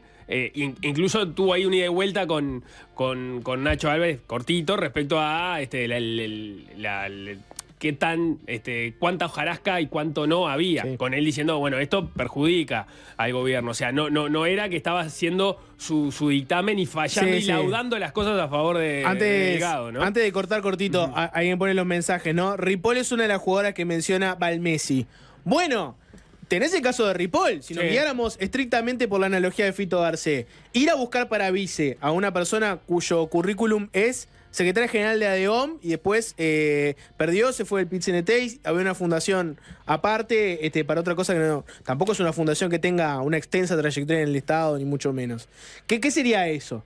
Y bueno, claramente era una persona que no estaba jugando en la A, no estaba jugando en la B, estaría en la C en todo caso, y vos le viste talento y dijiste, no, a vos te voy a poner en primera en un rol impactante. Es una jugada que puede salir muy bien, o, como en la historia futbolística, puede salir muy mal. De alguien que se emperró con una persona porque le vio determinado talento y la quiso poner en un lugar que capaz que no daba. Puede ser tremenda jugada o puede ser una muy mala jugada, pero todo eso y mucho más lo seguiremos discutiendo tras esta tandita. Ya estás ahí, con la picada arriba de la mesa. La Bielsaneta no para, Nico. ¿Qué te parece esta canción? ¿Te gusta? Sí, claro, me gusta. ¿Sí? ¿Vos sos de esta onda? Me parece espectacular. Pensé que hubieras Denis preferido Elías, una ¿no? canción. Pensé que hubieras preferido una canción tipo de Cabrera para la selección. No tiene todavía una canción para la selección Cabrera. Pero bueno, cuando la tenga, veré si la cambio por esta. Ves en la camiseta. Me parece que está siendo guardo en el irrespetuoso con uno de los pasto, artistas más grandes que tiene el metan Uruguay. Un golazo, celestes de la vida. No es así la poética de ¿No? Cabrera. ¿No es así? No, para nada. No acabo Sos muy irrespetuoso. yo de componer la canción de Fernando Cabrera para la selección uruguaya No. al aire en un Sí. minuto. O sea, me ofende a un montón de gente que está escuchando, ofende al propio Fernando Cabrera que no sabe si te escucha o no te escucha. Cruza la mitad del campo con el viento en la camiseta. Bueno, eso sí podría ser una frase de Levanta Fernando un Cabrera. centro, brilla el sol, la celeste y con la bienzaneta. ¿No? No creo, están no así? creo. No. ¿Alvin? César festeja y dice que sí. Me perdiste con lo de la Bielsaneta. No, es que tenía que claro. rimar y no se me ocurrió ninguna rima que no fuera esa. Pero Me hasta costó ese todo. punto ¿Comprabas? venías bien. Bueno, juega Uruguay, Sí. juegan 3 millones, juega la mesa de los Antes galanes. de que cierres el programa, Sí, aprovecho dale. que ya estamos en hora del horario habitual, no es el horario habitual que arrancamos, pero es el horario formal del programa para agradecerte el gran aguante que hiciste ayer de este programa. El año del dragón, Nico. Qué lindo igual compartir aire contigo. Es lo que me No, motiva yo sé y me que mueve. preferís que sean todos los programas como el de ayer, obviamente, ¿no? O sea, había una cola de gente esperando para entrar al estudio y Jorge no lo dejó, pero muchísimas gracias. La cola de gente es para la mesa de los galanes que ya está por arrancar. Vamos Uruguay nomás, vamos redondeando. Pobre Valmeli cada día más bobo. Valmeli es un artista. No es Fernando Copani Cabrera. Tenía cosas de Copani. Nico, se viene la mesa de los galanes Eso para sí, toda... Copani sí hubiera dicho Bielsaneta. Sí, claro, Copani obvio. le ha hecho esa Sí, neta. sí. Se viene la mesa de los galanes. Vayan a la transmisión de YouTube si quieren verlos. Claro que sí. Nos vemos mañana. Más fácil desviarse. Arriba. Hasta la muerte.